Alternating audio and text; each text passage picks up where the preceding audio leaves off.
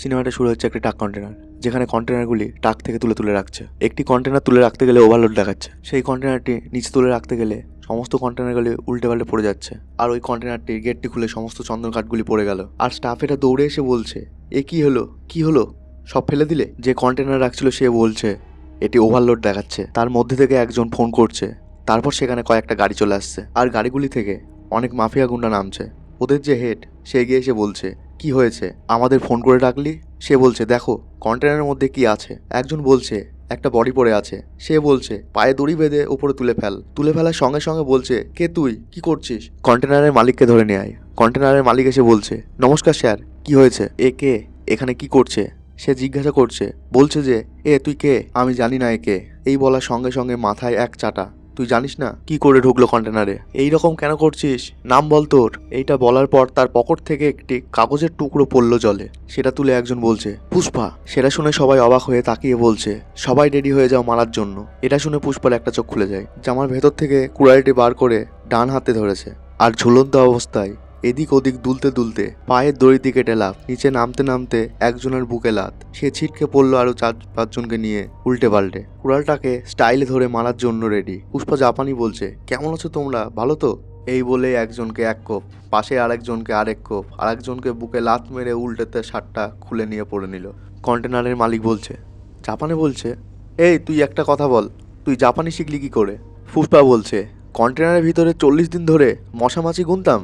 30 দিনের জাপানি শেখার বই বড় কাজ এসেছে। কেমন লাগছে বল আমার জাপানি ভাষা? কন্টেনারের মালিক বলছে, সুপার সুপার। এ তুই ডাঙ্কি মেরে জাপানে এসেছিস নাকি? হিন্দুস্তানের কাঠ তো জাপানে এসেছে, কিন্তু জাপানের টাকা হিন্দুস্তানে আসেনি। তাই ভাবলাম দেশির সঙ্গে লাগলে কি হয়। এক এক করে মারছে আর বলছে, আবার আবার আবার। কন্টেনারের মালিক ভাবছে, মনে হচ্ছে হিন্দুস্তানি। কন্টেনারের মালিক গর্বে জয় হিন্দ বলে স্যালুট মারলো, আর পুষ্পাও স্যালুট দেখালো। ওদের হেড বলছে, আমি মারছি। পুষ্পার জল খাওয়া অবস্থায় পেছন থেকে পিঠে কাঠ দিয়ে একটা বাড়ি, মুখে এক লাত। পুষ্পা বলছে, চোরে মন, তুই আমার পয়সা খেয়েছিস। পুষ্পাকে ঘুষি লাত মেরে ছিটকে দিল গাড়ির ওপর। কন্টেনারের মালিকটি দৌড়াতে দৌড়াতে এসে বলছে, পুষ্পা, ওর সঙ্গে কেন পাঙ্গা নিচ্ছিস? এত দূর থেকে একা এসেছিস, তোকে মেরে দেবে। পুষ্পা বলছে, যেটা আমার টাকা, 4 আনা হোক বা 8 আনা, আকাশ হোক বা 7 সমুদ্র পাড়েই হোক, পুষ্পা পয়সা উসুল করেই ছাড়বে। উসুল উসুল উসুল। আমি হচ্ছি সবার বস, বস বস, পুষ্পা দা বস। পুষ্পা আছে তো ব্যবসা আছে। আমি দুনিয়ার যেখানেই থাকি, ঝুঁকেগা নেই সালা। তাদের মেন বস এসে পৌঁছায় আর নিচ থেকে গুলি চালায়, এবং পুষ্পা দৌড়ে সমুদ্রের দিকে ছুটে, আর একটা গুলি লাগে পুষ্পার বুকে, আর সে জলে পড়ে যায়। আর সেখান থেকেই সিন চলে আসে পুষ্পার ছেলেবেলা। একটা মাঠের ধারে বসে ক্রিকেট খেলা দেখছে। একজন ওদের মধ্যে 6 মেরেছে এবং বলটি গিয়ে পড়েছে জলে। আর ওরা এসে বলছে, এই বল নিয়ে আয়। তাদের মধ্যে থেকে একজনে বলছে, ও তো সাঁতার জানে না, এই নাম কি তোর? পুষ্পা বলছে, মুলেটি পুষ্পারাজ, আর বাবার নাম মুলেটি ভেঙ্কটে রামান। কিন্তু গ্রামের লোক বলছে যে ও তোর বাবাই নয়। পুষ্পা বলছে, সত্যি, আমার মা বলেছে। ওই তোরা কেউ জানিস ওটাই ওর বাবা? সবাই বলছে না। আচ্ছা একটা কাজ কর, পুকুর থেকে বলটা তুলে নিয়ে আয়, তবেই সবাই মানবে ভেঙ্কটেশ রামানই তোর বাবা। পুষ্পা এটা শুনে দৌড় মারে এবং পুকুরে ঝাঁপ মারে। বলটাকে কষ্ট করে ধরে, সাঁতার না জানায় জলে ডুবে যায়। আর সিন চলে আসে, সে স্বপ্ন দেখছিল। রাশ্মিকা বলছে, স্বামী কিছু চাই? কি হয়েছে স্বামী, ভয়ের স্বপ্ন দেখেছো কি? পুষ্পা বলছে, খব সত্য হলে স্বপ্ন কি ভয় দেখাবে। এবার সিন চলে আসে সকালে। একজন বলছে, এ শিনু, তুই কি করছিস? আর 2 দিন পরে তো তোর বিয়ে, তাও কাজে এসেছিস? শিনু বলছে, বিয়ে কি আছে, মাল লোড করেই বিয়ে করব। আর লোড দেরি হলে পুষ্পা ভাইয়ের নাম খারাপ হবে না? হ্যাঁ শুনেছি তোর শ্বশুর এরা মানুষ, শুনলে কি হবে? শিনু বলছে, এসব ঠিক আছে। একজন পাশ থেকে বলছে, এ গাড়ি চলে গেছে, চলো চলো। পুলিশ শেখর ছদ্মবেশে পেছনে বসেছিল, সেও তাড়াতাড়ি করে গাড়িতে উঠে পড়লো। ওদের মধ্যে থেকে একজন বলছে, তুই কে? যখন থেকে এসেছিস তখন থেকেই মুখের 12টা বাজিয়ে রেখেছিস। কিরে তোর পুলিশের ভয় লাগছে? চিন্তা করিস না, পুষ্পা ভাই সব সামলে নেবে। পাশ থেকে আরেকজন বলছে, লরিতে থাব্বা দেখিসনি? এটা পুষ্পা ভাইয়ের থাব্বা, দেখেই সবাই ভয় পায়। আরেকজন বলছে, আরে ওই পুলিশ বালার কি হলো? মনে হয় পুষ্পা ভাইয়ের ভয়ে পালিয়েছে। আর কি করে মুখ দেখাবে, পুষ্পা ভাই সম্মান মাটিতে নামিয়ে দিয়েছে। এই বলে সবাই হাসাহাসি করছে। লরিগুলো এক জায়গায় এসে থামে, আর পুলিশটি বলে, এবার আমরা কোথায় যাব? পাহাড়ের মধ্য দিয়ে, নদী পেরিয়ে, বন ভেঙে, বৃষ্টির মধ্যে চন্দন কাঠের ডেরায় পৌঁছায়। তারপর সিন দেখানো হয় মন্দিরে, সেখানে রাশ্মিকা পুজো দিতে এসেছে। পুরোহিত বলতে, বেটি তোমার গোত্র কি? পুষ্পার সৎ দাদা বলছে, হ্যাঁ হ্যাঁ জিজ্ঞাসা করো ওনার খানদান কি। এই বলেই অপমান করে পুষ্পার ভাইজি বলছে মুলেদি পরিবার, আর গোত্র পেদ্রপলা। পুষ্পা দাদা বলছে, পুরোহিত আমাদের পরিবারের কথা জিজ্ঞাসা করছে না, যে ওই বড় মুকুট এনেছে না ওর কথা জিজ্ঞেস করছে। শিবাল্লি বলছে, পুরোহিত ঈশ্বরের কোনো কুলগোত্র হয়? পুরোহিত বলছে, না, আর আমার পুষ্পাও ঈশ্বরের মতো, আপনি ভগবানের মতো পুজো দাও। তারপর সিন দেখায় পুলিশটি গাছ কাটছে এবং গাছ কেটে নিয়ে আসছে, মেপে গাড়িতে তুলছে। একজনের নাম জিজ্ঞাসা করলে বলছে শেখাবাত। একজন বলছে, এই কি নাম বলি তুই? নাম শুনে সবাই ভয় পেয়ে যায়। শেখর অকটকি বের করে বলে, নর্থলাল চলে আসো, মাল হাতে নাতে লেগে গেছে, কোথায় পালাবে? এই বলে উপরে একটা ফায়ার করে আর পুলিশের দল চলে আসে এবং সবাইকে ধরে নেয়। আর শেখরের সেদিন বিয়ে ছিল। শেখরের শ্বশুর বলে, নিজের বিয়ে ছেড়ে পুষ্পা ভাইয়ের কাজে চলে গেছে, এখন লকআপে বসে থাক, শর্ট করে ছাড়বে না, এই রাজেন্দ্রকে পাঠাও। পুষ্পা খবর পেয়ে থানায় যায়। আর একজন অফিসার বলে, কি পুষ্পা থানায় কেন এসেছো? পুষ্পা বলছে, আমাদের লোককে ধরে রাখলে আমি আসবো না, আমাদের শেখরের 1 ঘন্টা পর বিয়ে, কেন ওকে ধরে রেখেছো? একজনকে বলে, যা ওখান থেকে চাবি নে আর ওকে বের করে নিয়ে আয়। অফিসার বলছে, এ কি করছিস পুষ্পা? এফআইআর সবার নামে আছে, একজন মিস থাকলে আমার কঠিন হয়ে যাবে। পুষ্পা বলছে, আমাদের কাছে আজ শিনু আছে। দুইজন এগিয়ে এসে বলছে, আমি শ্রীনিবাস, আমি শ্রীনিবাস। পুষ্পা বলছে, খেয়েছিস? একজন বলছে, আমি খেয়ে এসেছি, তুই ভেতরে যা আর ওকে বাইরে পাঠা। অফিসার বলে, এভাবে হয় না, বোঝার চেষ্টা কর পুষ্পা, শেখাবান স্যার বহুত স্ট্রিক হয়ে গেছে, এটা হবে না। পুষ্পা সমস্ত পুলিশদের তার ডিউটি টাইম থেকে রিটায়ারমেন্টের টাকা দিয়ে কিনে ফেলে আর সবাইকে নিয়ে চলে যায়। শেখাবান স্যার এসে জিজ্ঞাসা করে, থানা খালি কি করে হলো? কোথায় গেল সবাই? কোথায় মরে গেছে সবাই? পুষ্পা বলছে, যাচ্ছি আমি শিবাল্লি। শিবাল্লি বলছে, সিমের সঙ্গে দেখা করতে যাচ্ছ? স্বামী, সিএমের সঙ্গে একটা ছবি তুলে নিও প্লিজ, হলে জায়গাটা আছে না, সেখানে বড় করে ফটোটা লাগাবো। পুষ্পা বলছে, কেন? শিবালি বলছে, আমি না সবাইকে বলবো আমার স্বামী সিএমের সঙ্গে মেলামেশা আছে। পুষ্পা বলছে, তোর ফটো লাগবে, আমি নিয়ে আসবো। পুষ্পা সিএমের সঙ্গে দেখা করতে যায়। সীতাপ্পা বলে, আমি শেখোবারের ট্রান্সফারের কথাও সিএম স্যারকে বলবো। পুষ্পা বলছে, এসব করার দরকার নেই, তাহলে সবাই ভাববে শেখোবারের ভয় পেয়ে পুষ্পা এসব করছে। প্রথমে সীতাপ্পা সিএম এর সঙ্গে ছবি নাই। পুষ্পা ছবি তুলতে গেলে সিএম বলে, এটা কি করছো? সিএম বলে, এর সঙ্গে ছবি নেওয়া পার্টি ফান্ডে টাকা তোলার মতো সহজ নয়, পায়ের জুতো যতই ভালো হোক না কেন হাতে নিয়ে ঘোরা যায় না। সিএম আরো এটারও বলে অপমান করে। পুষ্পা বাইরে এসে বলে, আমি বুঝতে পেরেছি, ও সিএম আমার মতো মাফিয়ার সঙ্গে ছবি তুললে ওর সমস্যা হতে পারে, তুমি সিএম হলে তুমিও এমন করতে। সীতাপ্পা স্যার বলছে, আমি কখনোই এমন করতাম না, আমি ছবি নিতাম। পুষ্পা বলছে, তুমি হয়ে যাও সিএম। এটা শুনে চমকে সীতাপ্পা, আমি সিএম? কি বলছিস, মাথা ঠিক আছে তো? সিএম বলে হাসছে। পুষ্পা বলছে, পুষ্পা যখন তোমার সঙ্গে, তখন এই তুচ্ছ মিনিস্ট্রি কি হবে? যদি আমার সঙ্গে পুষ্পা থাকতো না, তাহলে আমি দুনিয়া জয় করতাম। পুষ্পা বলছে, কত টাকা লাগবে? সীতাপ্পা বলছে, 100 কোটি, 500 কোটি দেবো, তুই দিল্লি গিয়ে প্রতাপ রেড্ডির সঙ্গে দেখা কর। সীতাপ্পা পিএম এর কাছে পৌঁছায় আর বলে, আমার সিএম এর চেয়ার লাগবে। আর পিএম স্যার বলে, সিএম এর চেয়ার তোমার যোগ্যতার বাইরে। সীতাপ্পা বলছে, কেন স্যার? আমি এতদিন ধরে পার্টি করছি, পার্টি ফান্ড আনছি, তাহলে আমি কেন হতে পারবো না সিএম? পিএম বলছে, আমি তোমাকে সালসে জানি সীতাপ্পা, এটা তুমি বলছো না, এত সাহস তোমার নেই, তোমার পিছনে কে আছে? সিএম এর ভাই সুব্বা রেড্ডি ফোন করে বলছে, এখানে তোমার ডিল করার জন্য 5 কোটি টাকা নিয়ে এসেছে, কি করব বলো? পিএম বলছে, 5 কোটি? কেও? পুষ্পা ফোন ধরে বলছে, নমস্কার স্যার, আমার নাম পুষ্পা, বাজারে আমি ফেমাস লালচন্দন পুষ্পা নামে। হ্যাঁ আমি জানি, কর্নার রেড্ডির 4 টাকার পার্টনার ছিলিস তুই।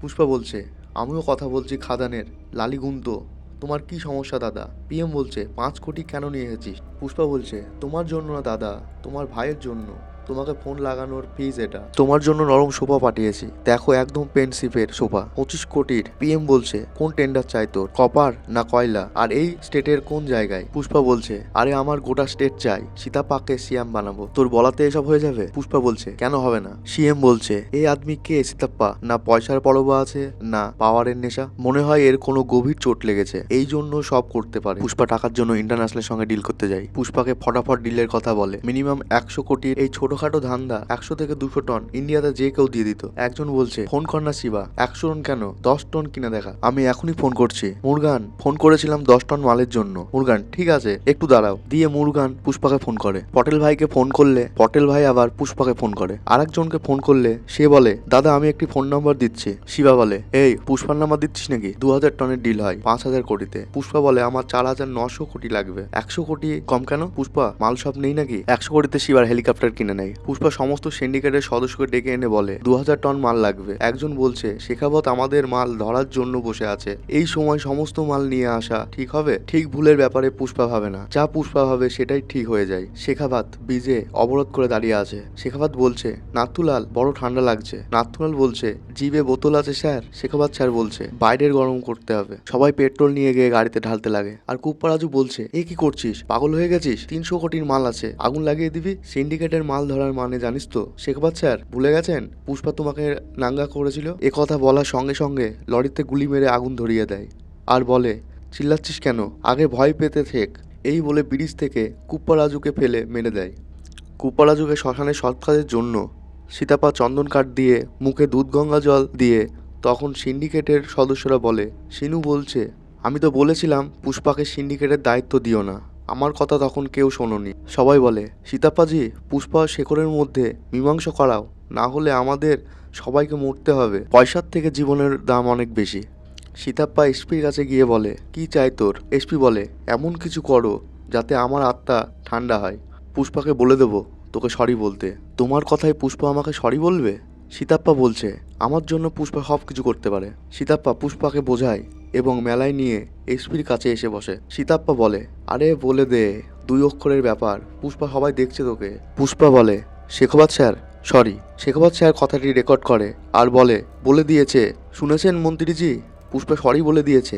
এই বলেই পুষ্পা ওখান থেকে চলে যায়। পুষ্পা আবার মাঝ রাস্তা থেকে গাড়ি ঘুরিয়ে মেলায় যায়। তখন শেখাবান স্যার গাড়িতে উঠছে আর পুষ্পা গাড়িতে এক ধাক্কা, গাড়িটি ছিটকে পড়লো জলে। মন্ত্রী স্যার দৌড়ে এসে বলে এ পুষ্পা এ কি করছিস তুই? পুষ্পা বলছে দেখছেন না স্যার শুশু করছি। মন্ত্রী বলছে শেখাবাত আরে তুলে নিয়ে আয় ওকে। আসো এটা তুই কি করলি পুষ্পা? মন্ত্রী বলছে সরি স্যার। এসপি বলছে নথুলাল আমি আচমকা জলে গেলাম কি করে? তারপর এসপি বন্দুক বের করে পুষ্পাকে মারতে যায় আর পুষ্পাও বন্দুক বের করে এসপিকে মারতে যায়। এসপি বলে তোর কাছে কোটি টাকার মাল আছে, এসব চলে গেলে সিন্ডিকেটের কি হবে? পুষ্পা বলে সামনে সোমবার সূর্য ওঠার আগে 2000 টন মাল যাবে চেন্নাই বর্ডার পেরিয়ে, ক্ষমতা থাকলে ধরে দেখা। শেখাবাত যদি একটি মাল ধরা পড়ে আমি সিন্ডিকেট ছেড়ে দেবো আর সারা জীবন মুনিশ খাটবো। রাতের বেলায় সমস্ত পুলিশ ধরার জন্য নদীর দিকে ছোটে। পুষ্পা বলছে মন্ডল গুন্ডা রাস্তা থেকে যাচ্ছ না?